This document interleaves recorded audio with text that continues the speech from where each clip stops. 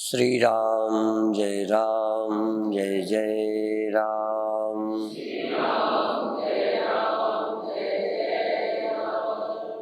श्री राम जय जय राम।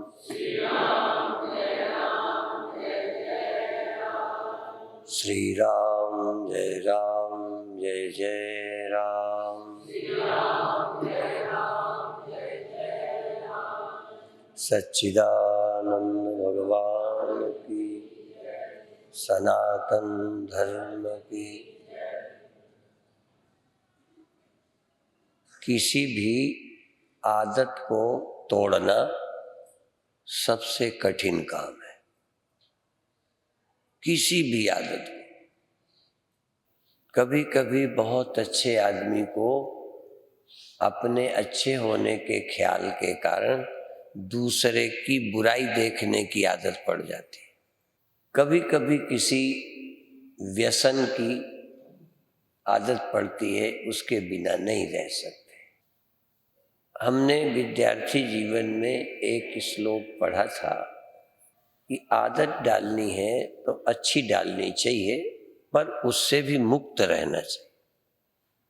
उसका भी अपने ऊपर प्रभाव नहीं रखना चाहिए, या उस अच्छी आदत के कारण दूसरों को बुरा सोचना, ये आदत छोड़ देनी चाहिए।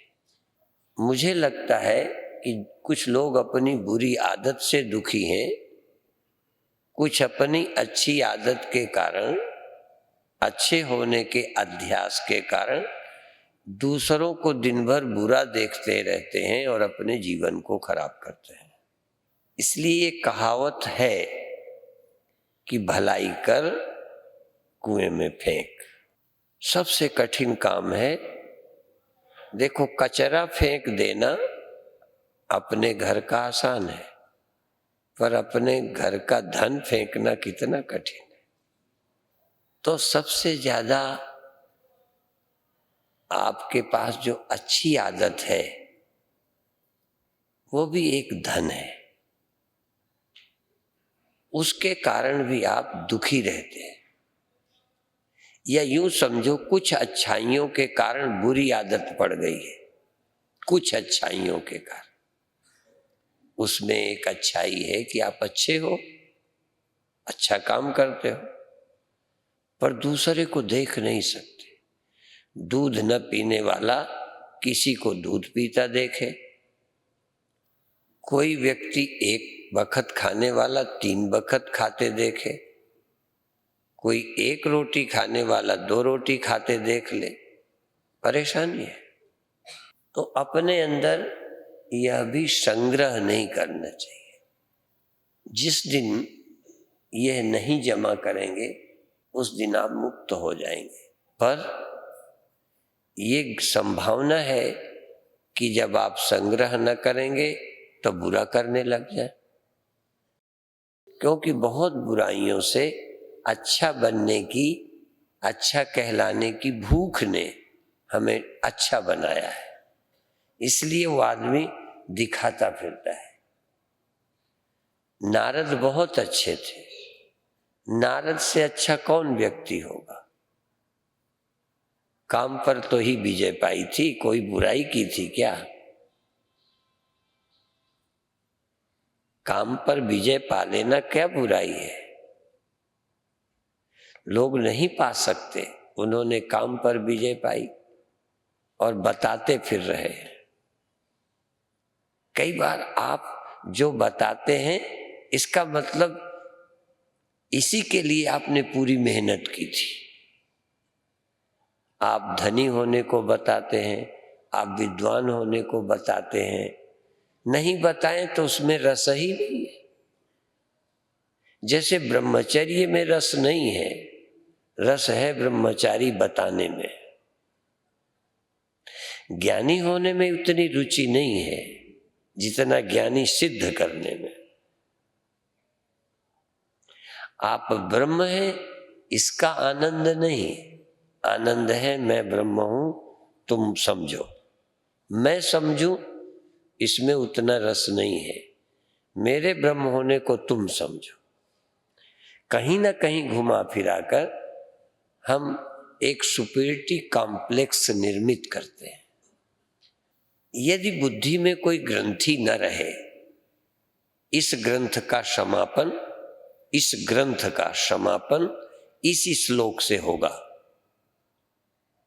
जो आज मैं शुरू कर रहा हूं। और वो भी शंकराचार्य का बनाया श्लोक नहीं है। शंकराचार्य ने चोरी नहीं की। इतने श्लोक बनाए, एक और बना सकते थे, पर बना बनाया श्लोक उपनिषद से इसमें रख दिया है, और वो है अंतिम श्लोक।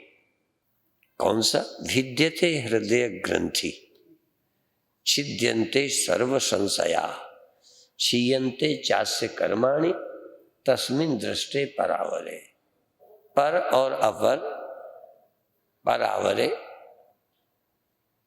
सब कुछ जान लेने पर, पर और अपर, यह और वह, मैं, ये जब सब स्पष्ट हो जाता है, भिद्यते हृदय ग्रंथि, हृदय की सभी गांठें कट जाती हैं। छिद्यन्ते सर्व संशया, किसी तरह का कोई संदेह नहीं रहता, सब प्रश्न समाप्त हो जाते हैं। छिद्यन्ते सर्व संशया क्षीयन्ते चास्य कर्माणि, उसके कर्म क्षीण हो जाते हैं, कर्म का मूल्य खत्म हो जाता है, कर्म से पाने का जो ख्याल था वो समाप्त हो जाता है, या कर्म का फल क्षीण हो जाता है। सर्व कर क्षीयन्ते चास्य कर्माणि, प्रारब्ध, क्रियमाण, संचित, ये सब कर्म क्षीण हो जाते हैं, व्यर्थ हो जाते हैं, फल नहीं देते। आपको पुण्य भी फल देते हैं, और आप इसलिए ही कर्म करते हैं कि पुण्य का फल मिले। यहाँ ज्ञानी की महिमा है कि उसके सब कर्म क्षीण होते हैं, बेकार चले जाते हैं, उसको कोई फल नहीं देते। ये कोई खेल है? गीता में भी भगवान ने यही कहा, ज्ञानी के यहाँ कर्म होते हैं पर फल नहीं देते, फल की वहां जरूरत ही नहीं। ऐसा आदमी जिसको कर्म फल की जरूरत ना हो। क्या आश्चर्य है! कभी आप अपने ग्रंथों पर इस बुद्धि पर ध्यान दें कि कर्म फल की आवश्यकता ही नहीं है, कोई अंदर अधूरापन ही नहीं।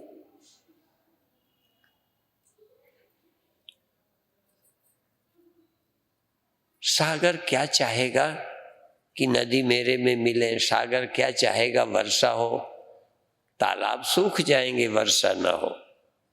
तो ब्रह्म ज्ञानी या ब्रह्म को प्राप्त या साक्षात ब्रह्म क्या चाहेगा? वो क्यों चाहेगा? चाह का कारण क्या है? चाह का कारण अधूरापन है। अधूरेपन का अनुभव अज्ञानता है। यदि ज्ञान हो जाए तो अधूरापन नहीं रहेगा। अधूरापन नहीं रहेगा तो काम खत्म। काम खत्म तो कर्म का प्रयोजन खत्म। कर्म से कुछ मिले ये दरिद्रता मिट जाएगी। इसलिए कृपणा फल हेतवा, भगवान ने कहा ये कंजूस कृपण है, ये फल के हेतु हैं। क्या पढ़ते हो? कहाँ भटक रहे हो? दुर्भाग्य से भारत में जन्म गए हो क्या? मैं धोखे से नहीं बोला, दुर्भाग्य से भारत में पैदा हो गए हो। तुम भारत लायक नहीं थे। भारत में जन्मा व्यक्ति अपने देश की संपदा से वंचित रहे।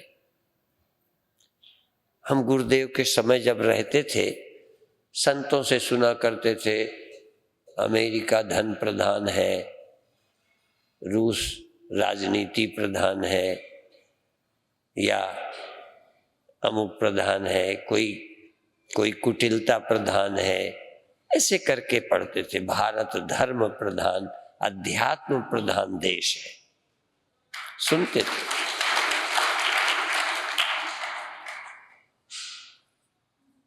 अर्थात भारत में अध्यात्म का धन था। अध्यात्म,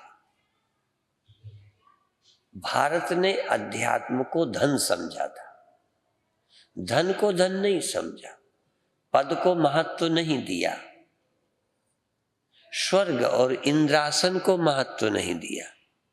तो इसलिए मैं अभी बोला कि कहीं आप दुर्भाग्य से तो भारत में नहीं पैदा हो गए। यदि भारत में पैदा हुए हो तो सौभाग्य अनुभव करो, और इससे बड़ा दुर्भाग्य क्या होगा कि भारत में जन्मो और भारत के धन का पता ना हो। धन है भारत के आध्यात्मिक ग्रंथ, धन है भारत के संत। वो कथा नहीं सुनते, कथा वालों ने छोड़ा तो कुछ नहीं कि सिकंदर जब कहते हैं भारत आया तो उनके गुरु ने कहा था कि भारत से क्या क्या ले आना, रामायण गीता लाना, भारत के संत लाना, युद्ध में हाँ जीत करके लड़कियां न उठा ले जाना, हाँ कुछ सामान लूट के न ले जाना, जैसे इस देश के लोग लूट के ले, इस देश को लोग लूट के ले गए। अब तू लुटेरा है तो लूट ले जाके, पर मेरे लिए जो लाना, भारत के संत, भारत के ग्रंथ और भारत का गंगा का जल, ये लेके आना।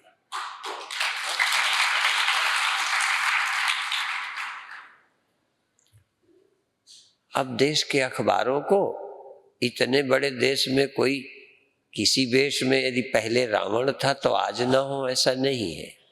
अब कोई चलने वाला कभी गिरता ना हो, ऐसा भी नहीं। साधारण चलने वाली सड़कों पर तुम कभी नहीं फिसले, झूठ नहीं बोलना।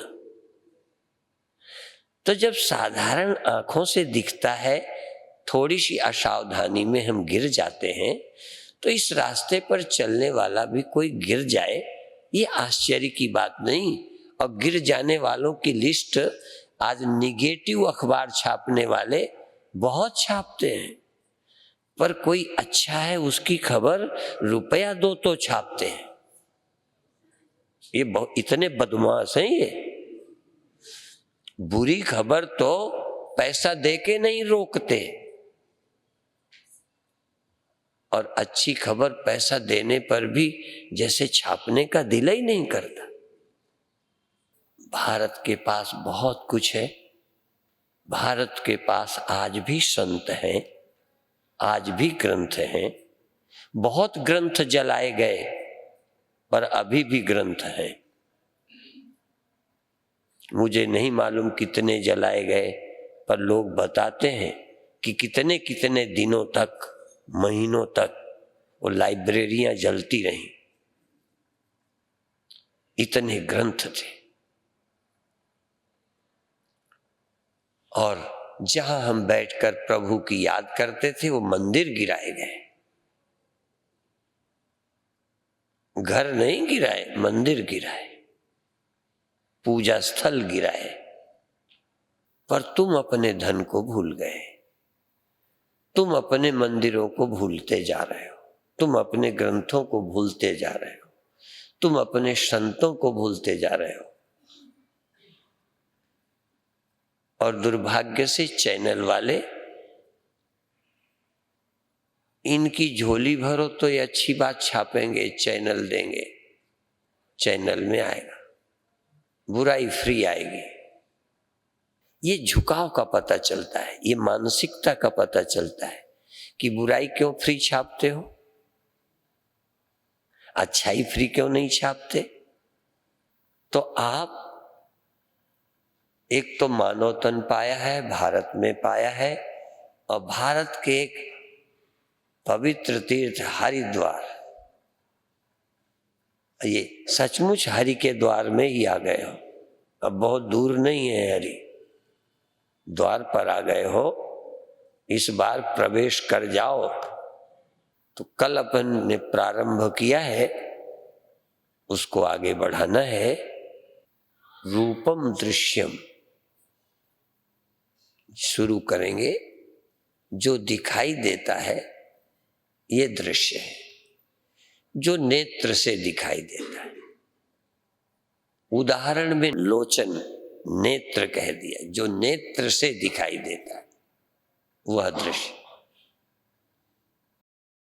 जो दिखाई देता है वह दृश्य है और उससे तुम्हारी दृष्टि अलग है।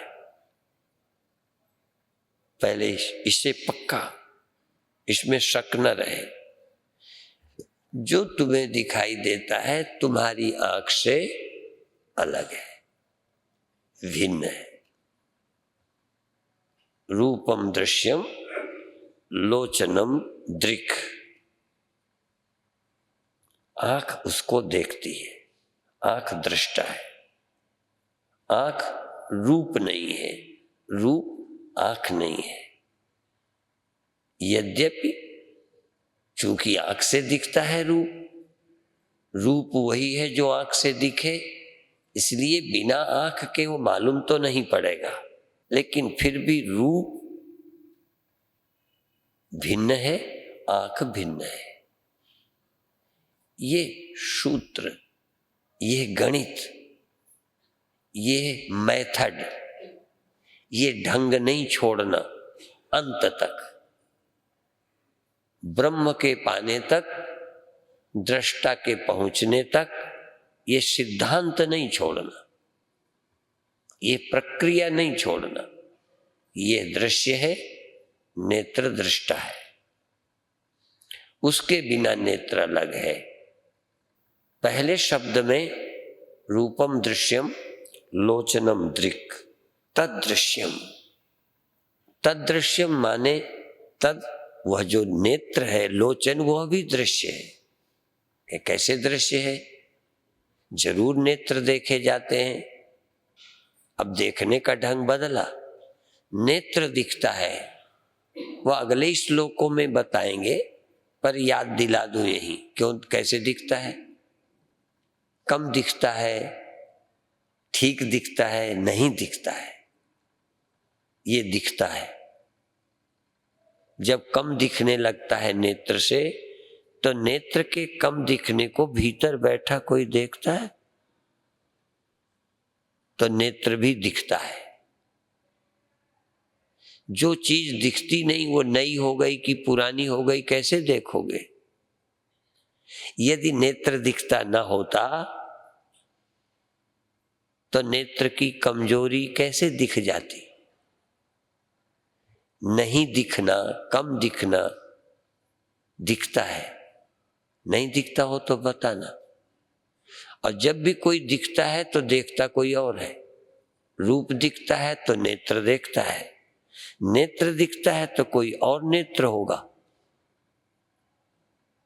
तो वहां ग्रंथ कहते हैं तदृश्यम दृक्तु मानसम। नेत्र दृश्य है और उसका दृष्टा मन है। दृक्तु मानसम, मन उसका दृष्टा है, आत्मा नहीं कहा। जरा ध्यान रखना, रूप का दृष्टा आत्मा नहीं कह रहे। रूप दृश्य है, नेत्र दृष्टा है। नेत्र दृश्य है, मन दृष्टा है। बिना मन के नेत्र नहीं देख सकते। बहुत छोटा सा कोर्स है, 30 ही श्लोकों का,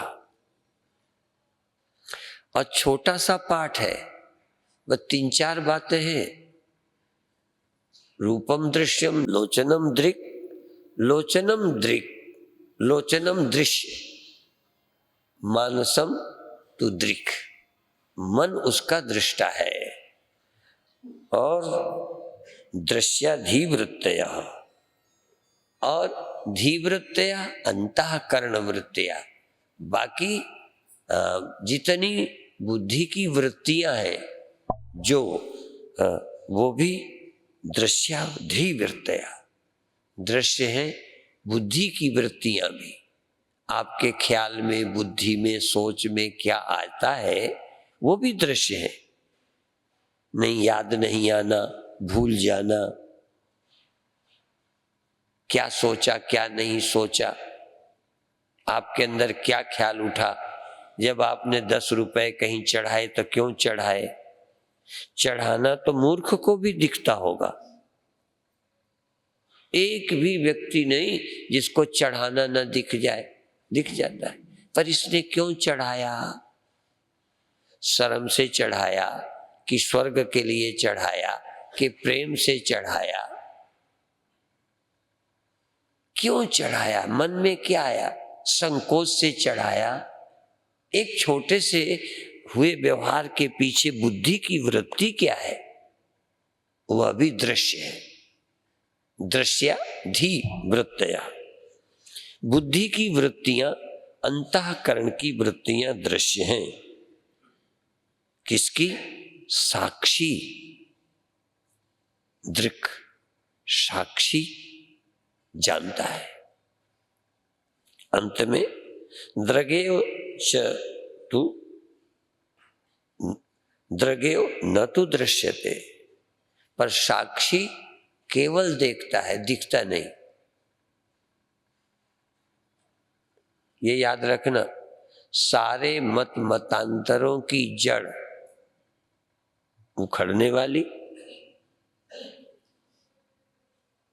और परम सत्य का प्रतिपादन साक्षी धीवृत्तियों का है, और साक्षी किसी का भी दृश्य नहीं है, किसी का भी।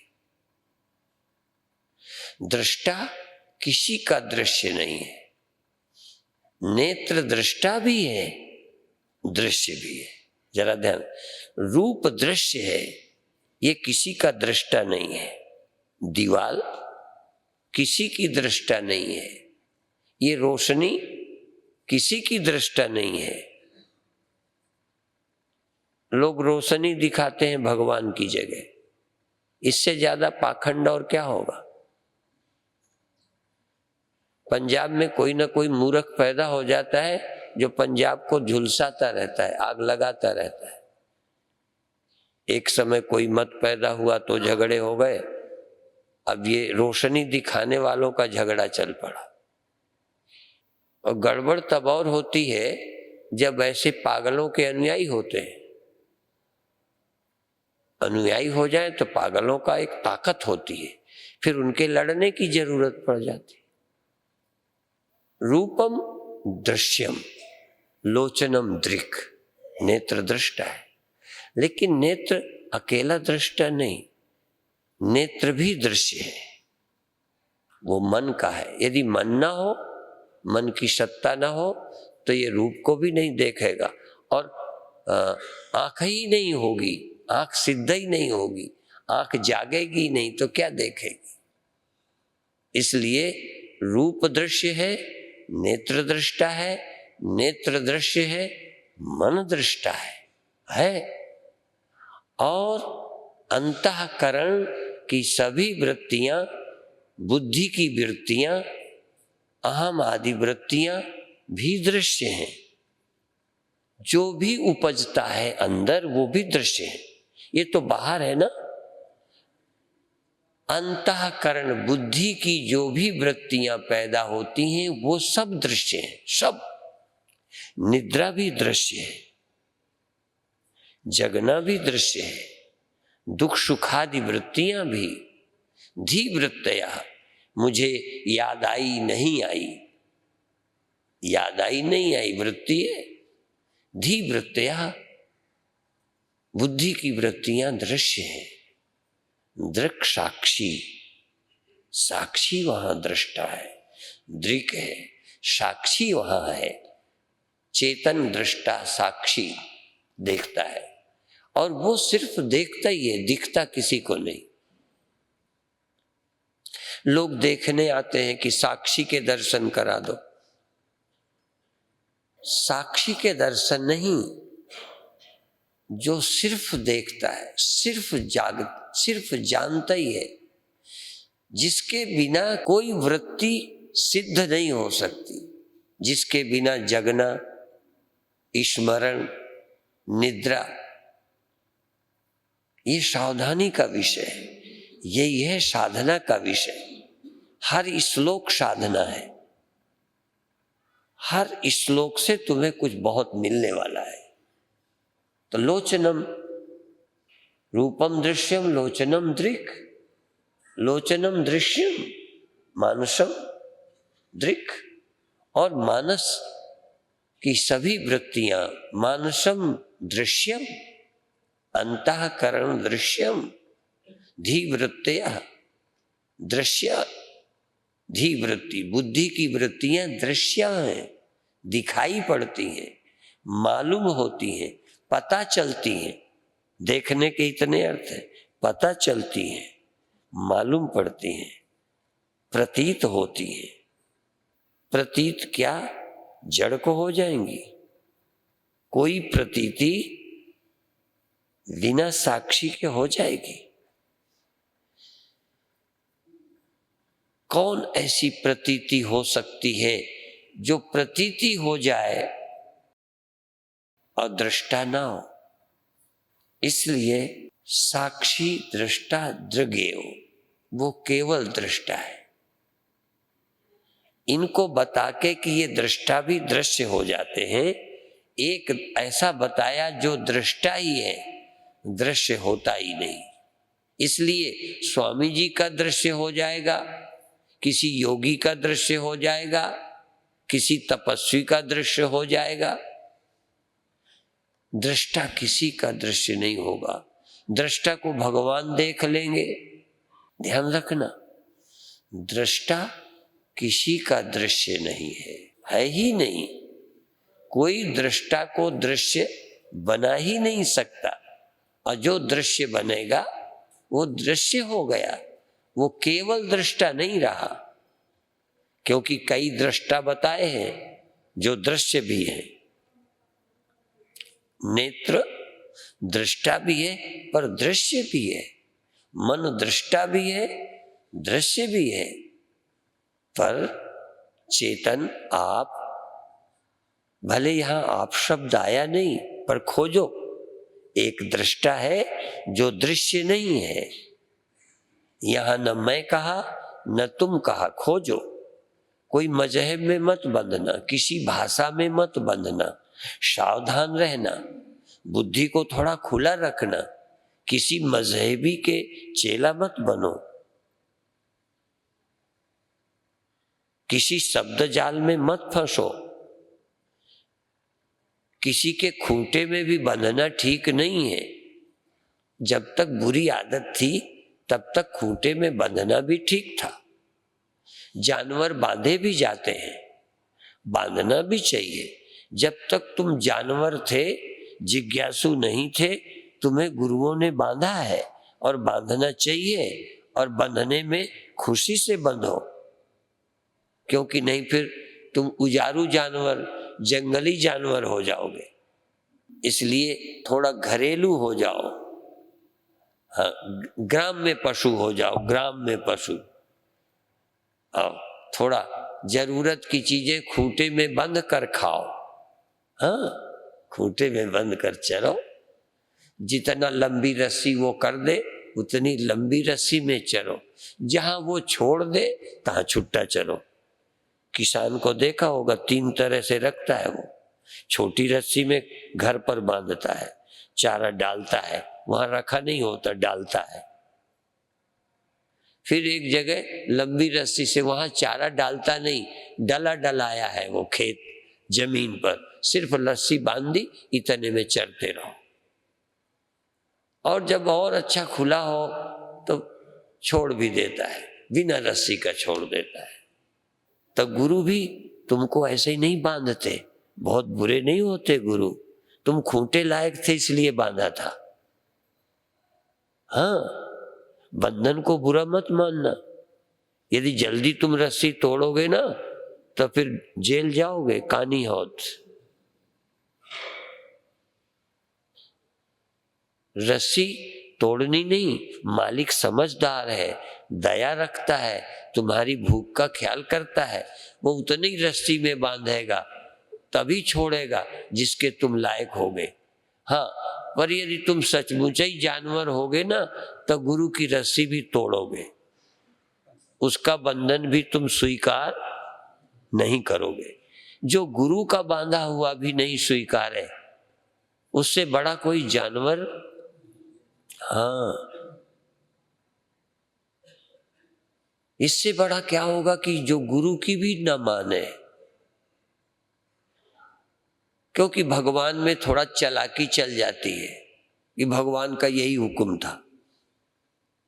गुरु तो बोलने वाला है, बताएगा कि ये मेरा हुक्म नहीं था, बिना हुक्म के खाता पीता। कई बार लोग कहते परमात्मा की यही मर्जी थी, वहां बेईमानी की गुंजाइश है। इसलिए सबसे बड़ा बंधन है गुरु का, और लोग गुरु से ही कतराते हैं। हाँ, गुरु मत बनाओ, मनमानी अर्थ कर लो, चलेगा। खाना है तो खाने वाले श्लोक ढूंढ लो।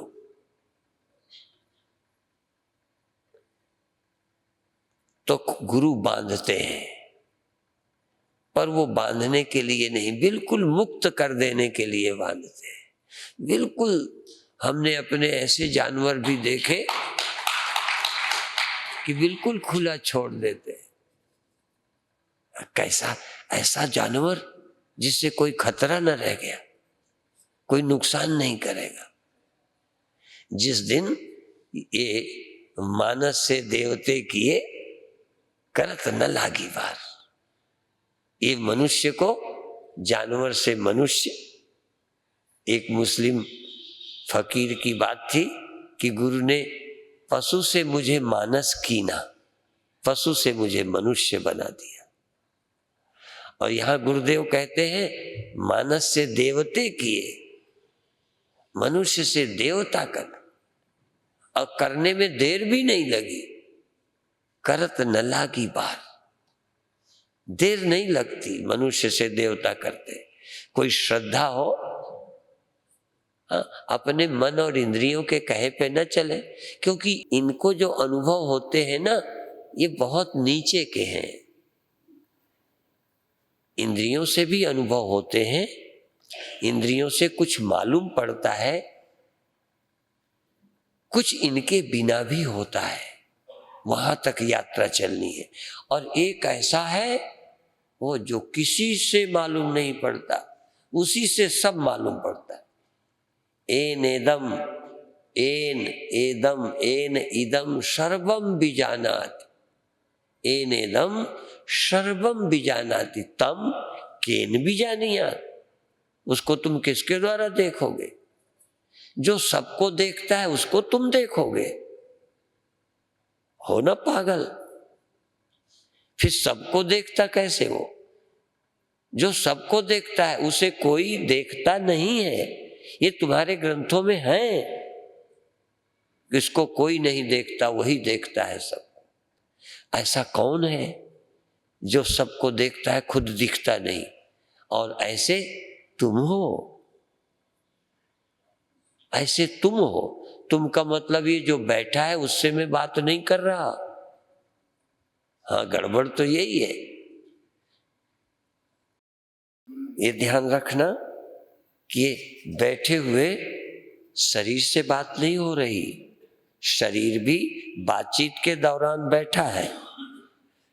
जब हम आपसे बात कर रहे हैं ना, आपसे, जरा ध्यान देना, मैं आपसे बात कर रहा हूं, तो आपका मतलब इससे नहीं जो बैठा है। इसकी बड़ी दया है, ये तुम्हें ले आया, तुम इसे ले आए। ये तुम्हें ले आया, तुम इसे ले आए, इसके साथ यहां बैठे हो। पर तुम कौन हो? तुमको सुना रहा हूं, तुम सुनो। फिर और कहा कि नेत्र से क्या क्या दिखता है। कोई नेत्र से एक ही तरह की चीज नहीं दिखती, कई तरह की। ये ध्यान रखना।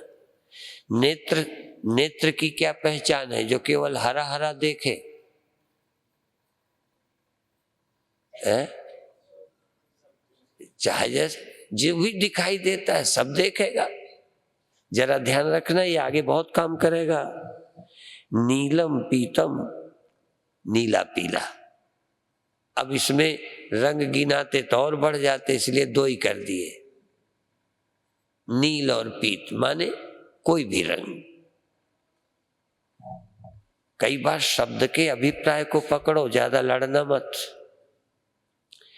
कि 2 ही चीजें लिखी थी, इसमें नीला और पीत लिखा है, लाल का जिक्र नहीं किया, तो लाल आंख से नहीं दिखेगा, हरा आंख से नहीं दिखेगा, वो कान से दिखेगा। इसलिए नील पीत स्थूल सूक्ष्म, छोटा और बड़ा, छोटा कण छोटी डली बड़ा डेला, पहाड़ और पत्थर, छोटा और बड़ा, स्थूल और सूक्ष्म, दोनों आंख से दिखते हैं। ह्रस्व दीर्घ, स्थूल और सूक्ष्म, ह्रस्व दीर्घ, वही लंबा और छोटा।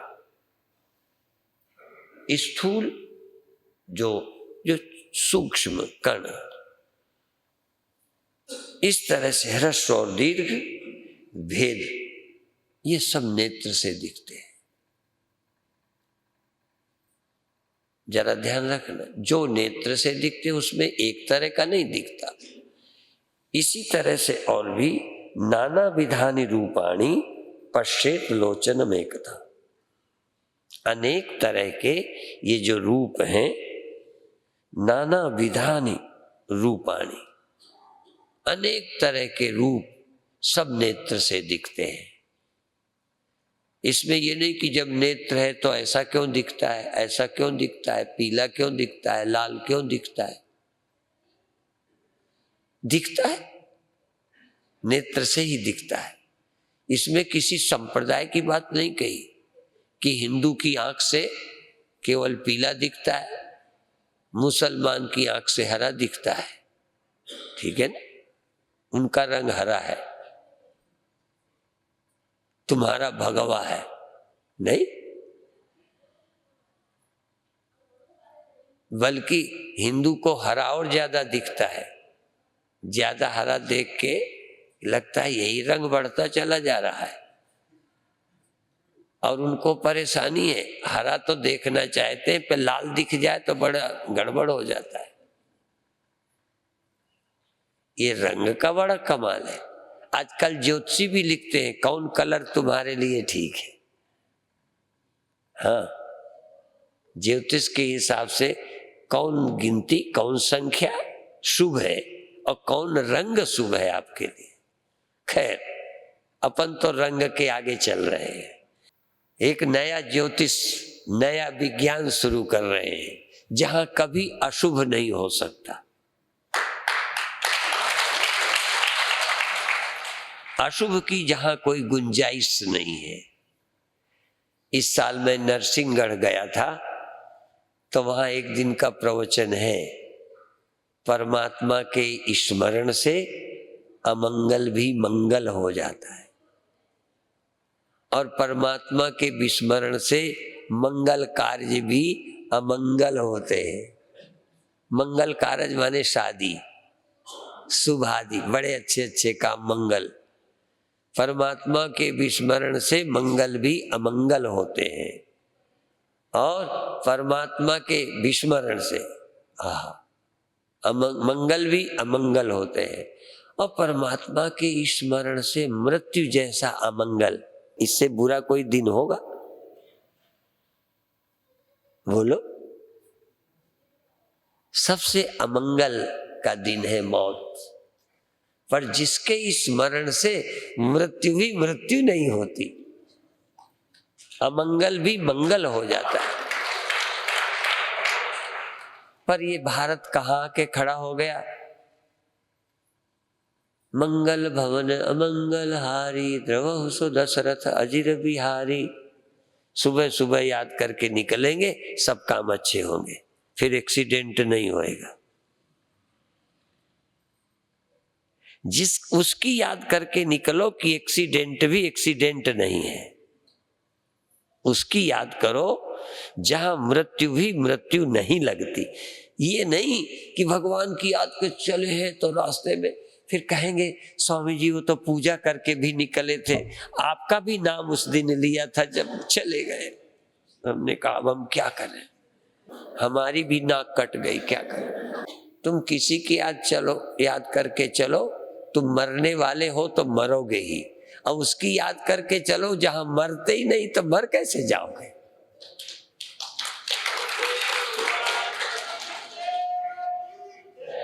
कितने पवित्र बातें कहाँ कबाड़ खाने में डाल दी लोगों ने। याद करके चलो, फिर सब शुभ ही शुभ होगा। शुभ ही शुभ नहीं होगा, अशुभ होता ही नहीं, अशुभ है ही नहीं। कहाँ है अशुभ, सब शुभ ही शुभ है। जहाँ जन्म, जहाँ मृत्यु, जहाँ मिलना, जहाँ बिछुड़ना, जहाँ तिरोभाव प्रादुर्भाव न के समान है, खेल है, प्रतीति मात्र है। कहाँ है अमंगल, मंगल भवन है। मंगल भवन अमंगल हारी, परमात्मा मंगल भवन है। अमंगल को हर लेते हैं, जिसकी याद से ही अमंगल दिखना ही बंद हो जाता है, अमंगल नजर में ही नहीं आता। मंगल में दृष्टि हो जाए, हाँ, पर वो कब होएगी। यहां आना उस मंगल में दृष्टि के लिए अवसर है।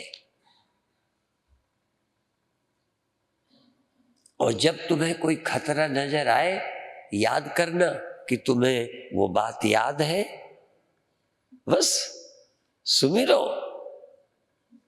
सुमिर सुमिर सुख पाओ। याद करो, सुखी हो जाओ।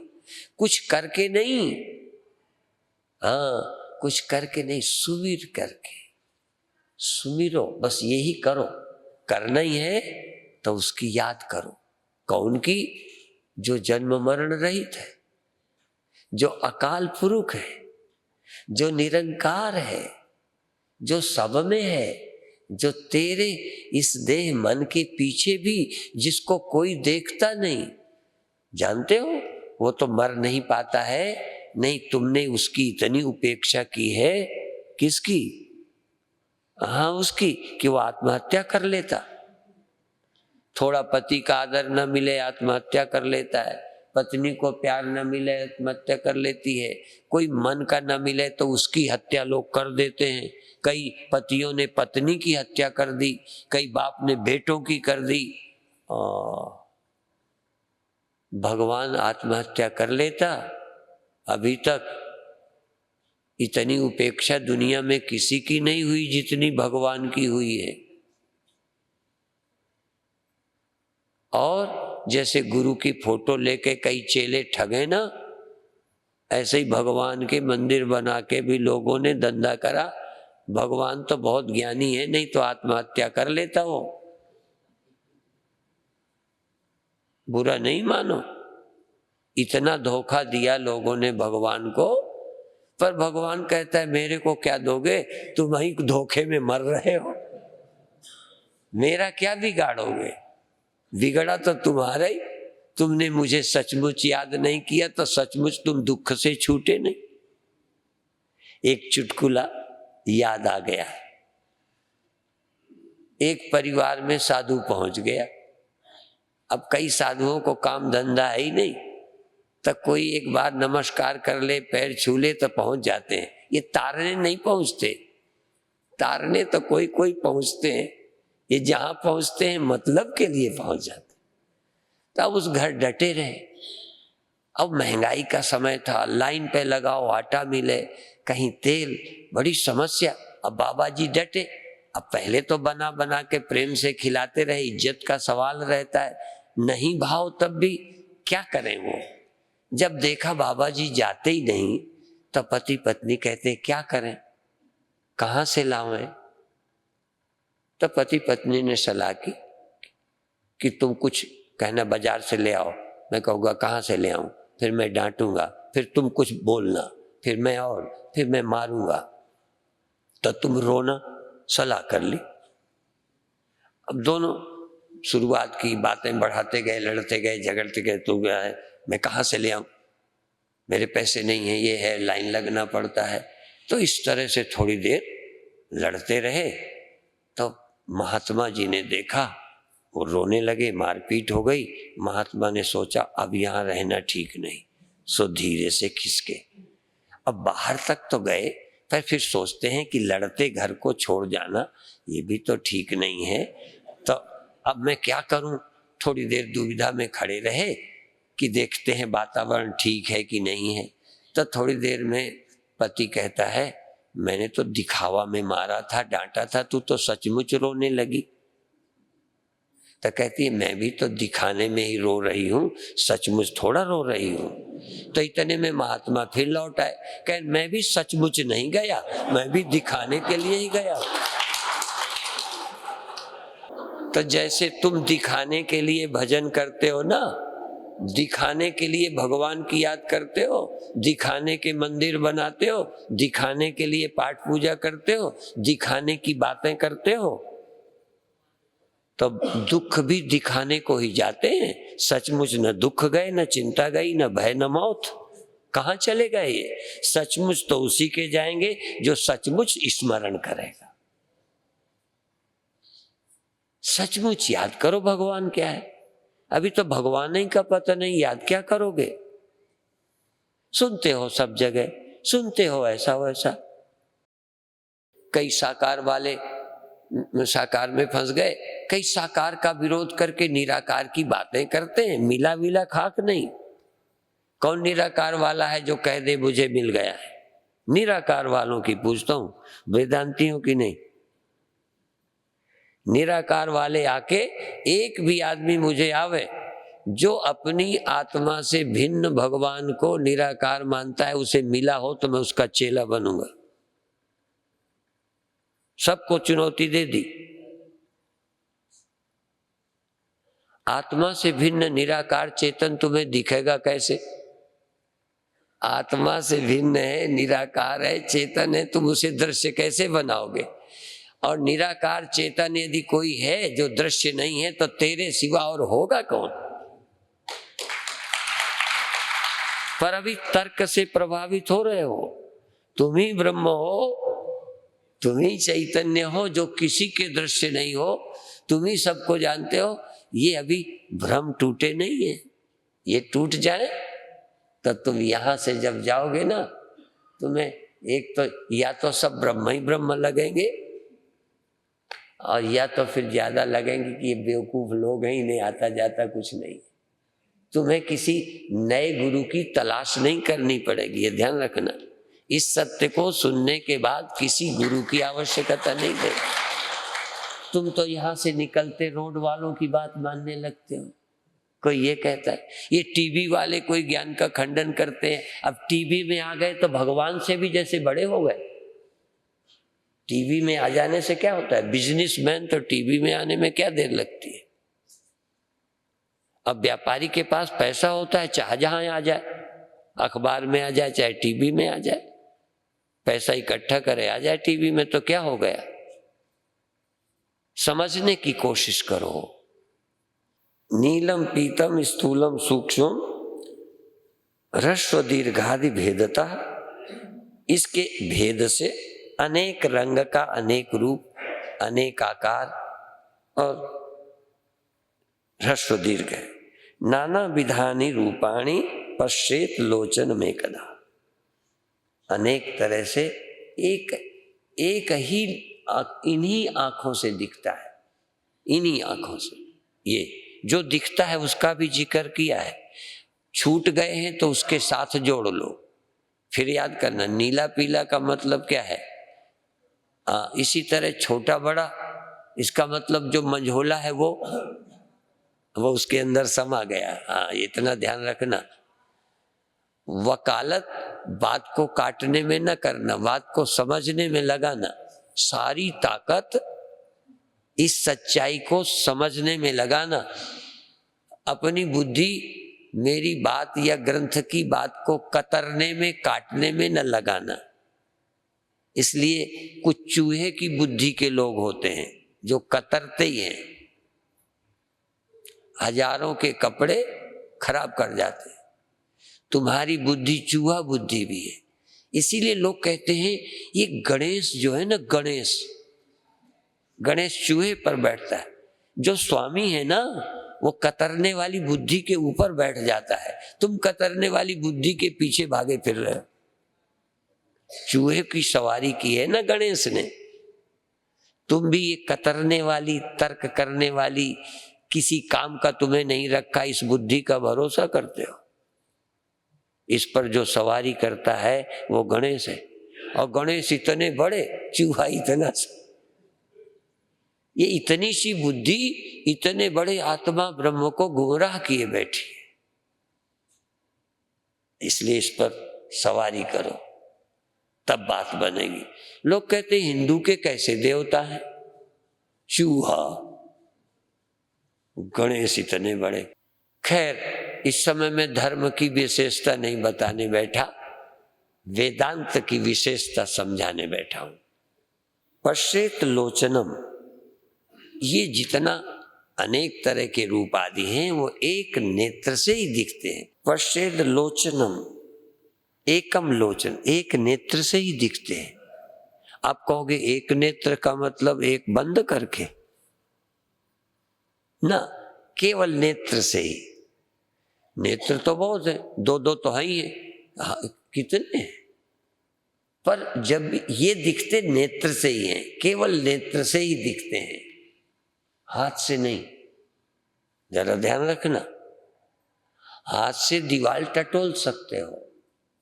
ये रूप की व्याख्या भी बड़ी विचित्र है। लोग रूप और आकार को भी नहीं समझते। रूप जो है नेत्र से ही दिखता है। यदि बिना नेत्र के दिख जाए ना, ये जना बिना नेत्र के कुछ देखना, तो उसका रूप नहीं दिखेगा, रूप नहीं दिख सकता। आकार मालूम पड़ेगा, दिखता है वो रूप है। इसी तरह ये एक एक इंद्री दो दो काम करती है, ये भी चक्कर है। एक बोलती है, ये कर्म इंद्री है, और स्वाद लेती है रसनेन्द्री, ज्ञानेन्द्री। एक जगह दो बैठे। अब ये तो हर जगह चक्कर है।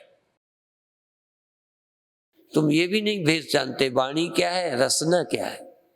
जिससे स्वाद आता है वो रसना है, और जो बोलती है ये वाणी है। नाक से दो काम करते हो, श्वास भी लेते हो और गंध आदि आती है। मुझे जुकाम हो गया, गंध नहीं आती, पे श्वास ले रहा हूं। ये अलग अलग है। एक जगह दो दो लोग बैठे हैं। तुम्हारी दो की पटे न पटे, ये सब पटाए हुए हैं। पश्येत लोचनम, लोचन इनको देखते हैं। अब एक नेत्र की बात कह के अगले श्लोक में ये बता देंगे, आंध्यम मांद्यम पटुत्वेषु। अब देखो, नेत्र से ये दिखते हैं, नेत्र दिखता है, कहीं क्या दिखता है? अंधम मांद्यम, अंधापना। जिनके नेत्र ठीक नहीं है, उनके अंधेपने को तुम देखते हो कि उनके अंधेपने को वो भी देखता है? अंधापना भी दिखता है, अनुभव में आता है, जाना जाता है। धीरे धीरे चलना ज्ञान कैसे होगा? आंध्यपना, मांद्यपना, पटुत्वेन, मध्यम दिखना, बहुत बहुत साफ दिखना। कभी कभी थोड़ी देर में भी फर्क पड़ जाता है, थोड़ी देर नहीं दिखता, फिर दिखने लग जाता है।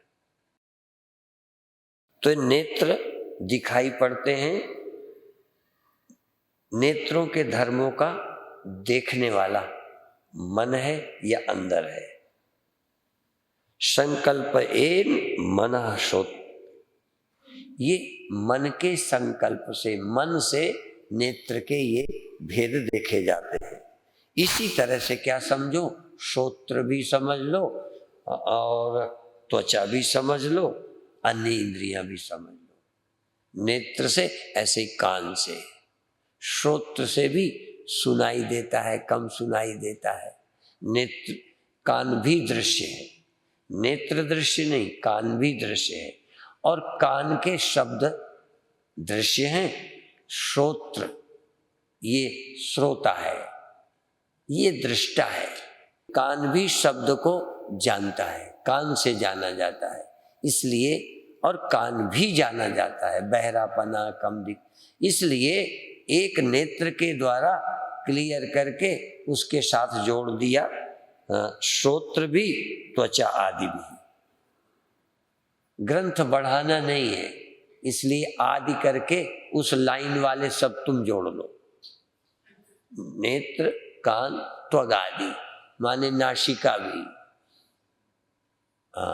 इनमें सुगंधाना, दुर्गंधाना, ना आना, त्वचा में ठंडी लगना, गर्मी लगना, ठीक लगना, ये सब कैसे जानते हो? त्वचा से जानते हो। ये विषय हैं, ये दृश्य हैं, और मन इनका दृष्टा है।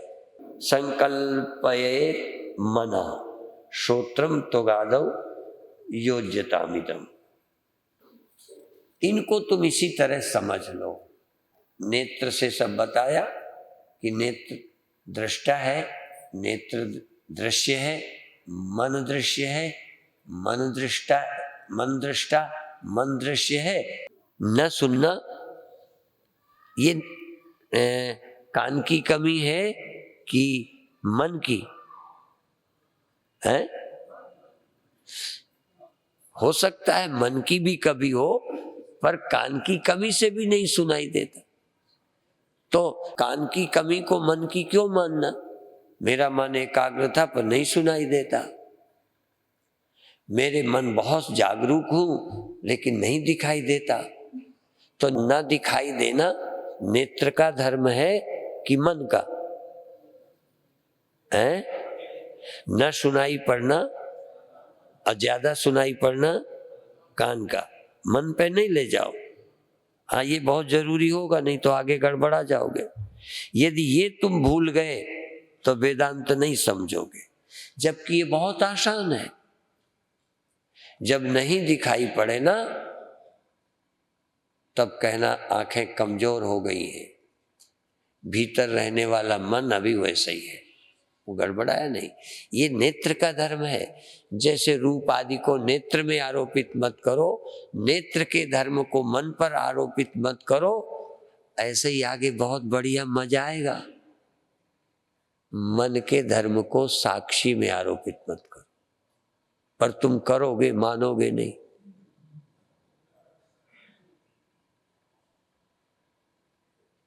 यही सबसे कठिन काम है। कभी कभी मैं समझाता हूं कि तुम इस बात को जरा बोलना तो सीखो। लाइट चली गई, दिखाई नहीं देता। तो ये दूसरी बात मैं करीब 100 बार बोल चुका हूँगा कि जब तुम रात को कहते हो नहीं दिखाई देता, तो एक बार ये तो कहो मुझे दिखाई देता है, मेरे नेत्र ठीक हैं, पर अंधेरा दिखाई देता है। मेरी बात झूठ है?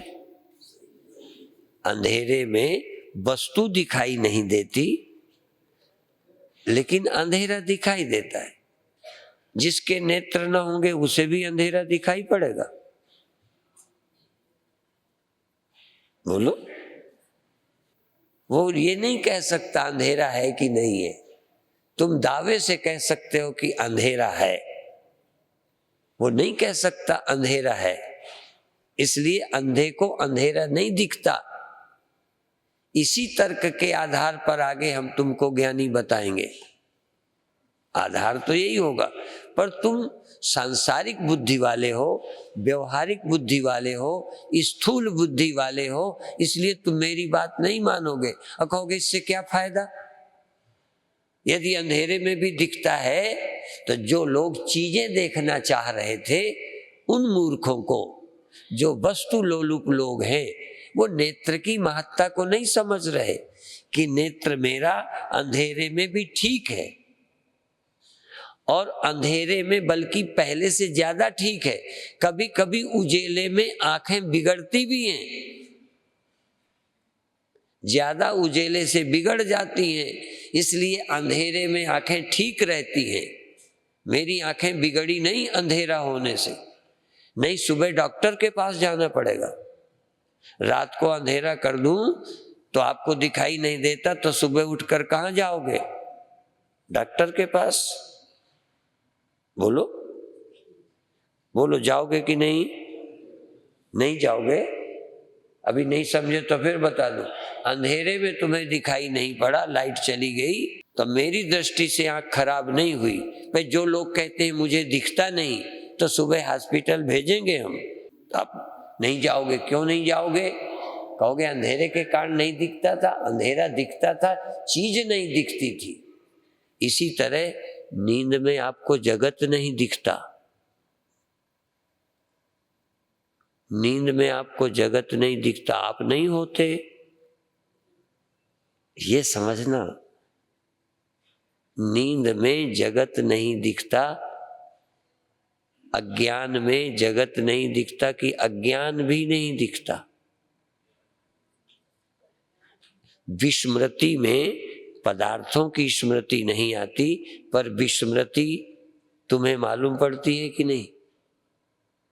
तो आप के बिना विस्मृति, आपके बिना अज्ञान कैसे होगा?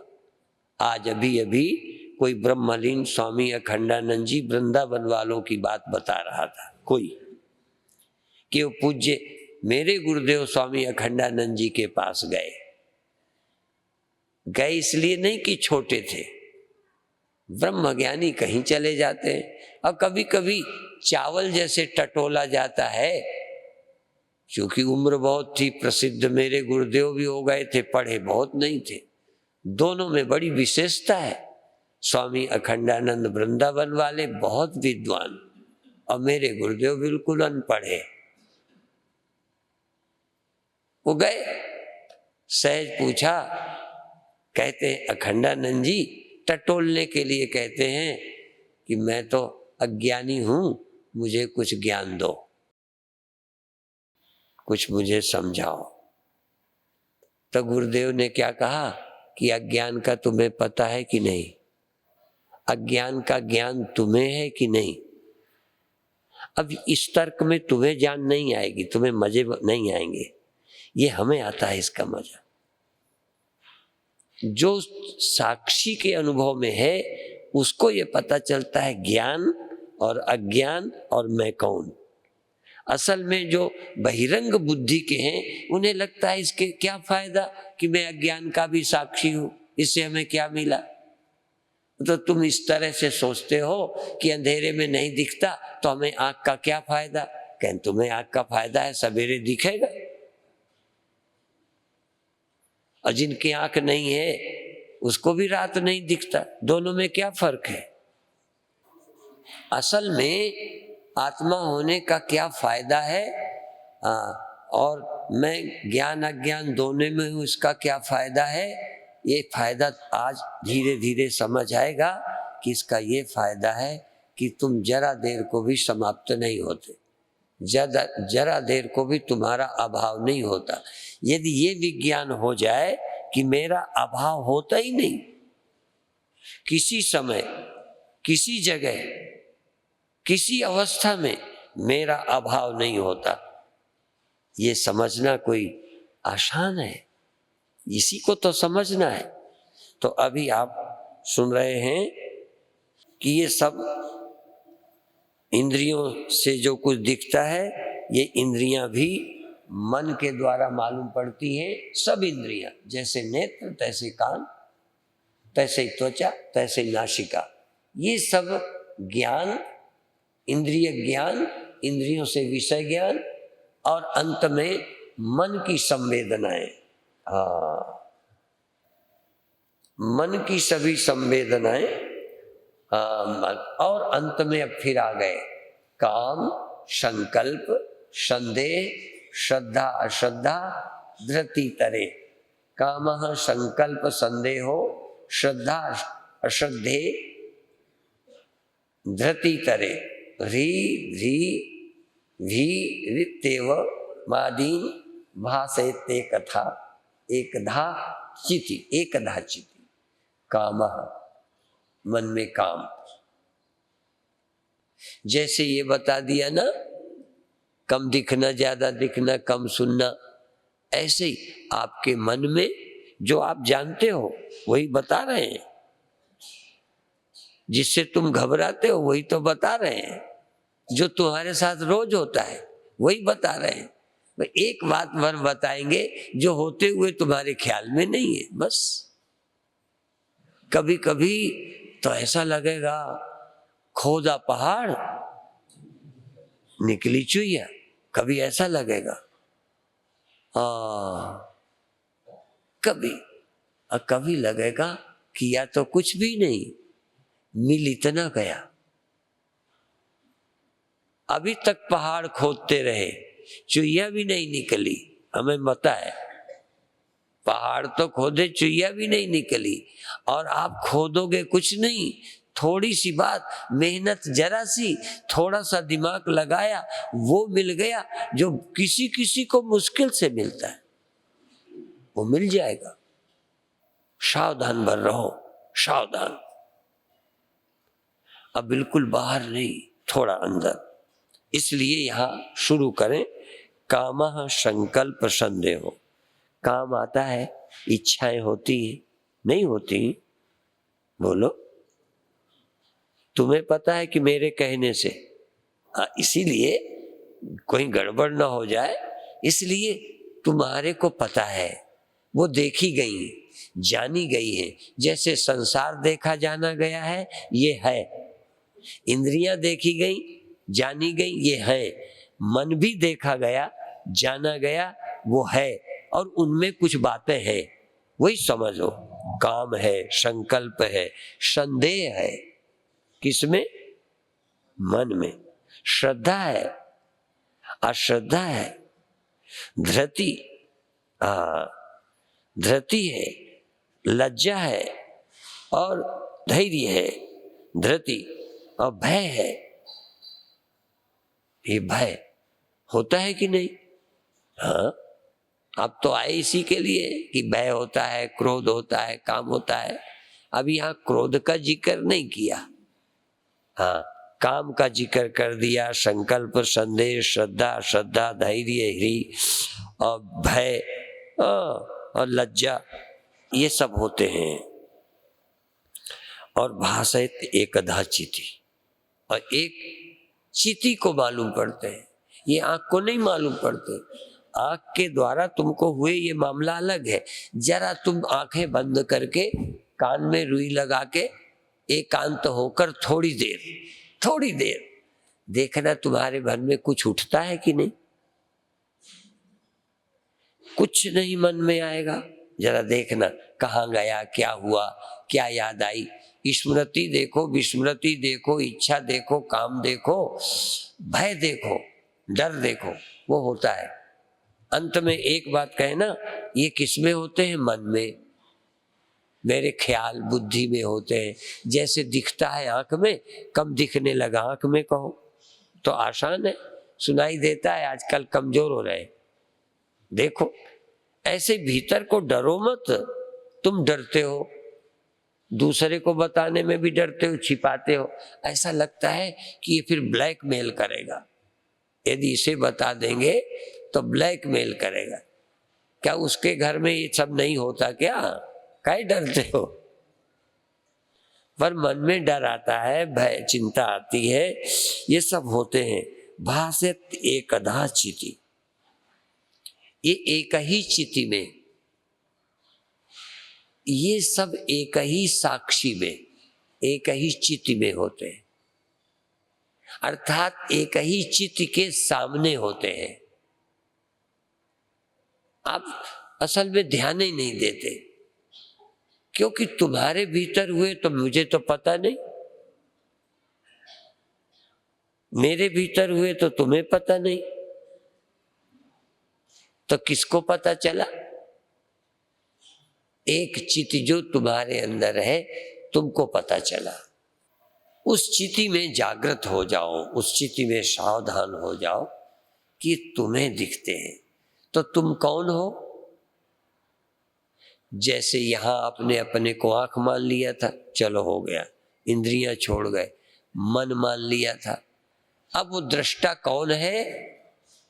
चिति, तुम चेतन, तुम हो उनके दृष्टा। इसमें तो कोई आपत्ति नहीं। उन विकारों के उदय होने वाली इच्छा काम के तुम साक्षी हो या नहीं। अब देखो, तुम विकारी मानते हो या साक्षी? जैसे मुझे दिखता है नहीं दिखता, ये अलग विषय हो गया, इच्छा छोड़ दो ना। यहां तुम कामना करते हो कि ये मुझे दिखाई दे, तो समस्या है। मान लो नहीं देखना तो नहीं दिखाई देता, तो क्या हो गया? अब आप थोड़ा बिना भय के, बिना चिंता के, बिना आग्रह के, पहले ये कि ये तुम्हारे मन में, तुम्हारी बुद्धि में ये हो रहा है और तुमको इसका पता चल रहा है, ठीक? ये प्रयास करो। कब करना? प्रवचन के बाद, भोजन के बाद, जब समय खाली मिले। ये समय बातचीत का नहीं है, ये समय यार दोस्तों से मिलने का नहीं है। परिवार वालों से भी ज्यादा इस समय मतलब मत रखो, जैसे आप अकेले आए हो बस। ये समझकर मेरी चिंता मत करना तुम कि मैं कहाँ गया, क्या करता हूं।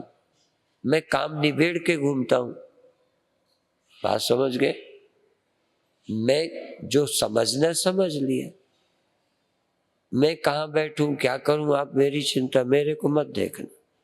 तुम यदि जानना चाहते हो, जानने आए हो, दृग दृश्य विवेक करने आए हो, तो ये दृश्य है, ये दृष्टा, ये दृश्य, ये दृष्टा, तो भीतर भी ये सब दृश्य है।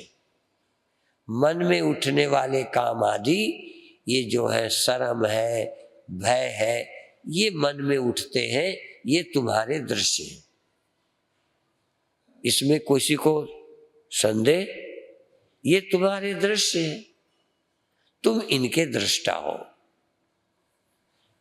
तो जहां मन होगा, जहां मन में ये चीजें होंगी, तहां तुम होगे कि नहीं? बोलो। तुम ना होगे तो दृष्टा होगे? बोलो। ये दो सूत्र याद रखना, सार यही है। यदि तुम वहां ना होते तो मन के दृष्टा न होते, और चेतन न होते तो दृष्टा न होते। ठीक है? एक बात यही और समझनी पड़ेगी, जो शायद आगे आएगी, कि जब मन सो जाता है तो जैसे मन और मन में उठने वाले इनके दृष्टा हो, तैसे ही मन के सो जाने के भी दृष्टा तुम ही हो। तुम्हारे दृष्टा होने में कोई संदेह नहीं है। तुम्हारे अलावा तुम्हारी नींद का, तुम्हारे अलावा तुम्हारे अंदर उठने वाले ख्यालों का कोई दृष्टा नहीं है। पड़ोसी भी नहीं है, पिता भी नहीं है, पति भी नहीं है। कई बार संदेह और आरोप इसलिए भी लगते हैं कि कोई दृष्टा तुम्हारे भीतर तुम्हारे सिवा नहीं है। कई बार तुम अच्छा विचार रखते हो, लोग संदेह करते हैं कि नहीं, तुम हृदय के कपटी हो। पर तुमको मालूम हो जाएगा, तुम चूंकि दृष्टा हो और साक्षात दृष्टा हो। यहां के दृष्टा तुम आंख के सहारे हो। फिर सुनना, जगत के दृष्टा इंद्रियों के सहारे हो, इंद्रियों के दृष्टा मन के सहारे हो, पर मन के दृष्टा तुम मेरे सहारे। बोलो।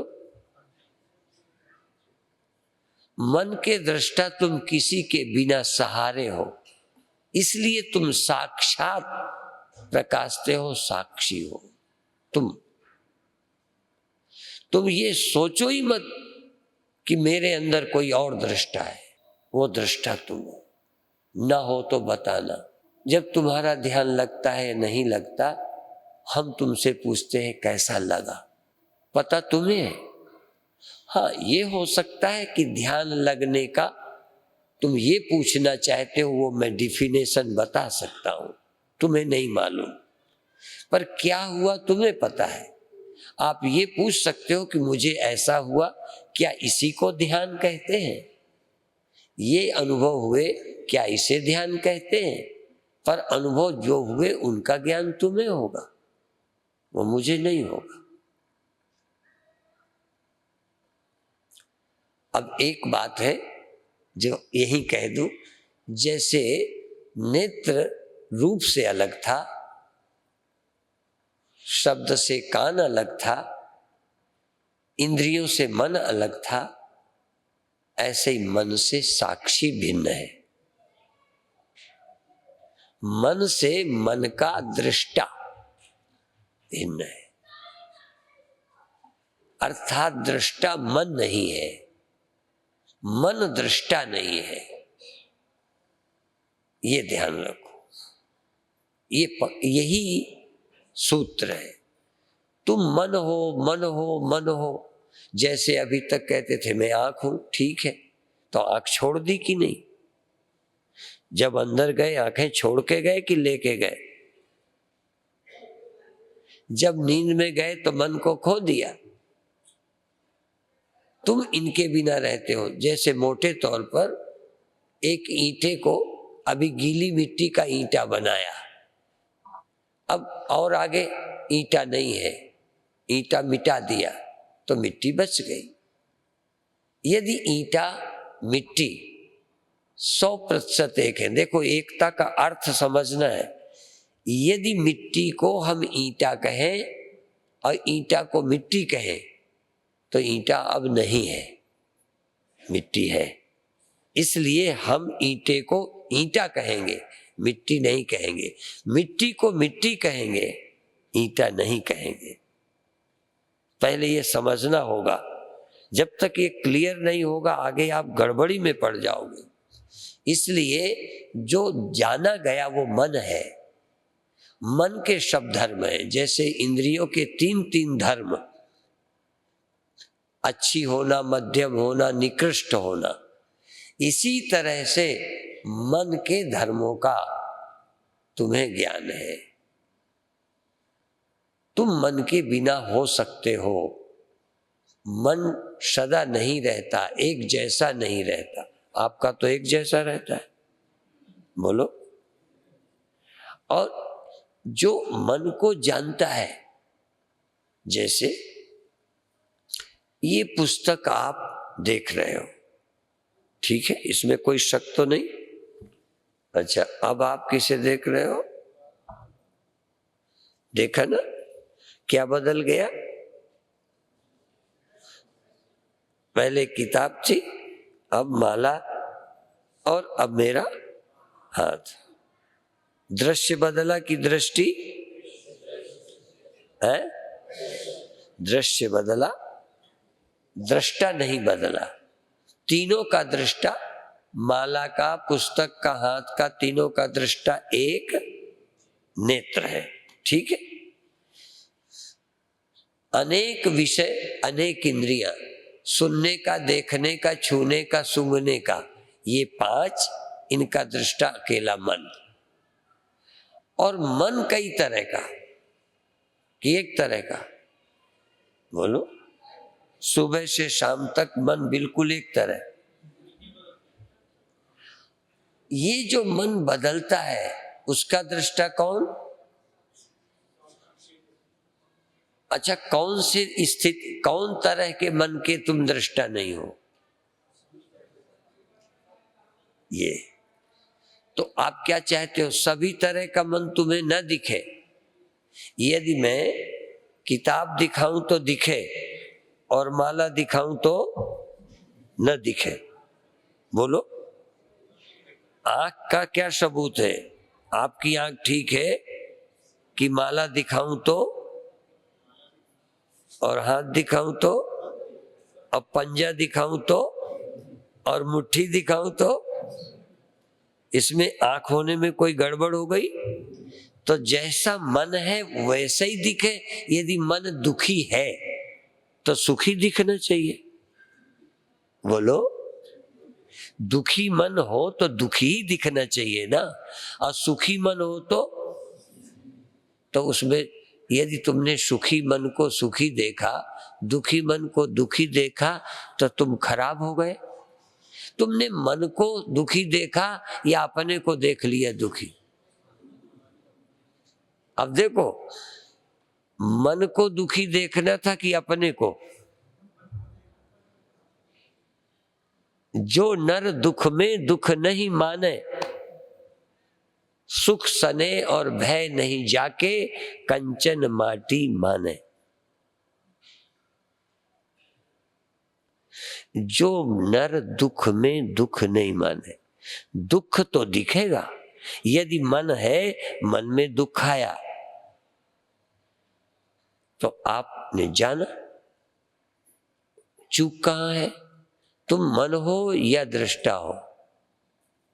चूक तो यही होती है, हो दृष्टा, मानते नहीं हो। तो सावधानी क्या चाहिए कि मैं मन के सब धर्मों का साक्षी हूं, सब धर्मों का, दुख का, काम का, इच्छा का, भय का, शर्म का, जो जो मन में हुआ उन सब के तुम साक्षी हो। आप कहोगे इससे क्या लाभ होगा? जरा प्रयोग करके देखो। कोई ये कहे इतनी बड़ी तबीयत खराब है, इतनी सी दवा से क्या होगा? तो क्या जितनी रोटी खाते हो उतनी दवा दे दे? जितना भोजन उतनी दवा हो? तो कई मूर्खों को इतनी सी दवा देख के तो लगता है इससे कुछ हो ही नहीं सकता। वो पुराना अभ्यास बना है। ऐसे ही तुम कर करके मर गए हो ना, तुम्हें लगता है इतनी सी बात से क्या होगा। आज इतनी ही बात का प्रयोग करो, देखो क्या होता है।